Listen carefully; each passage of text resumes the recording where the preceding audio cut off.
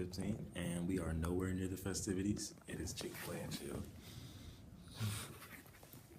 I'm not having it. I basically spent almost my entire homecoming week in the gym, with the exception of the one event that I did attend, which was the athletic presentation. Doing this here, it's a little small thing that sticks with you. But getting back to my history, why did I come to Jackson State? Well, I came to Jackson State in 1960 because I'm from a family of 14, and we grew cotton and we grew corn and we milked cows and all that. So the first reason I got out of left Florida, Mississippi, to come to Jackson State was to get out of the field. I wasn't going to plant the mules anymore. I was not going to pick any cotton anymore. And I was so glad, and when I came here, that was the highlight of my career. And my dad used to want me to come back home every summer and get in the field. And I said, no, I didn't do too good in this class, so I got to go take it this summer. Of course, I was lying, you know, but it was quite an experience. So once I left there, I became the first full-time baseball coach here at the university. And that's what, after coaching in high school. And I would not have been, we would not have had success if we didn't have the players that we had. I can remember when we was on the quarter system here at JSC at the time. And the tuition was only $125 a quarter. My goodness, when I look at what fees you all pay now, I just don't know how you make it, but God provides a way, you know. So I would just encourage you to support your school, and I guess, you know, one of the biggest achievements that I've made, every time I'm elected for an award, when I was elected to the first black person. Homecoming week, day 3. I've gone to exactly one event. I think I've walked through the plaza like once or twice. But for the most part, this is just a normal week for me. I'm still in the gym, still doing what I do. And none of these festivities really appeal to me. I don't really care one way or the other, so. On the third day, it was mostly a gym day. We hooped a little bit, but as soon as we were finished, we came down and we started working out back here. So my legs are pretty much dead. 245 usually isn't much of a challenge, but with dead legs, it's a little bit harder. Gym time, once again. Me and Jessica, we always just go at it, like every time that we play. She's one of my biggest motivators, one of my biggest critics. At the same time, around the court, she played 4 years of varsity basketball, and I've always been an AAU rec ball kind of kid, so she works hard, and she could have gone to college and played ball, but she just felt like she was too short and didn't want to do it. So she challenges me now. I'm like 6'1", 6'2" on a good day. She's 5'2", and she comes at me with everything that she's got. It's crazy. Girls got mad skill. Right here, we're just doing a really basic dribbling drill. It helps you practice your one-on-one moves, your size-ups, your crossovers, everything that you could do in between. We usually don't bother taking up a whole court for this. We'll just do this in the in-between area, which is why you can see people walking through us. But the goal is just to get past the other person, get to the other side. We take turns doing this occasionally. Sometimes we do 2 or 3 in a row, depending on how good we're feeling. But for the most part, I end up doing this more than she does because I need to definitely work on my handle a lot more than she does. You know, she was a starter. She doesn't really need to work on anything else. But I managed to get past her a few times. It's not really too hard. I have a quick first step, but she's just as aggressive and tenacious as anybody with a little person complex could be.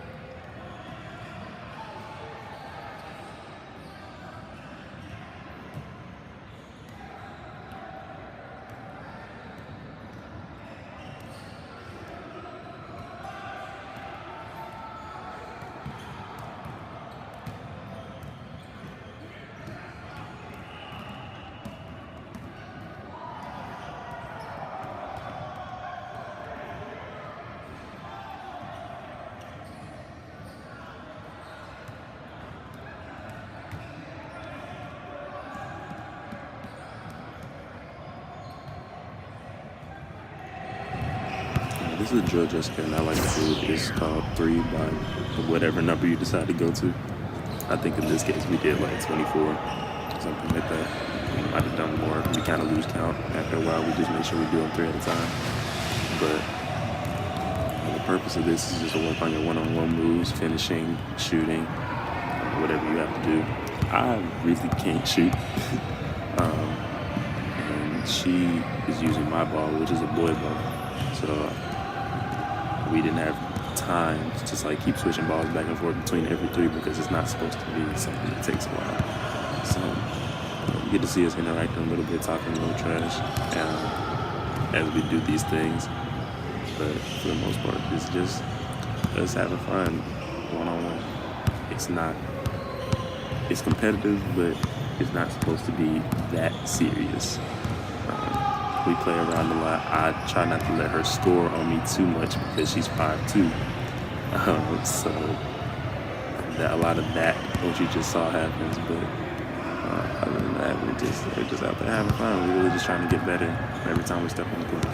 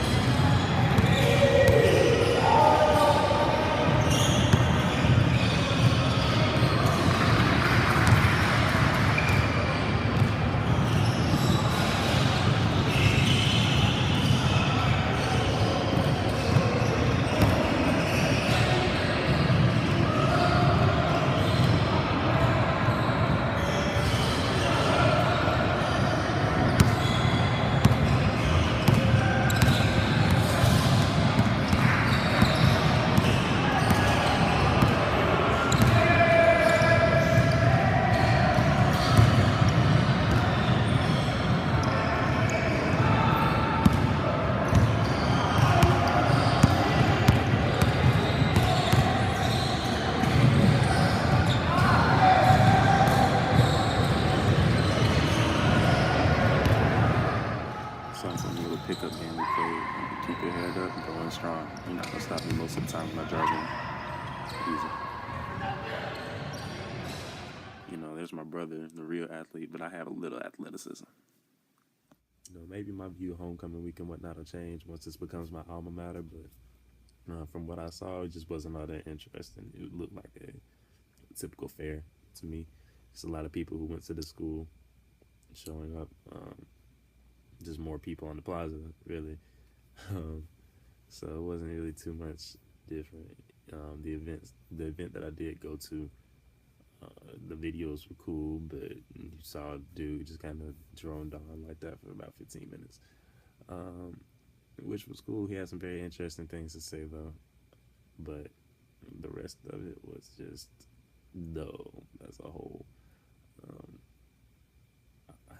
Even back in high school, I've never really been into like the whole homecoming, school spirit type thing, so this just kind of threw me back into that mindset. That mentality is just a lot more drinking, a lot more drugs here, and I don't do any of that. I hoop, and that's what we do. We all just go, we work out together, um, we just try to stay in the best shape that we can, and that's what we ended up doing for homecoming week too.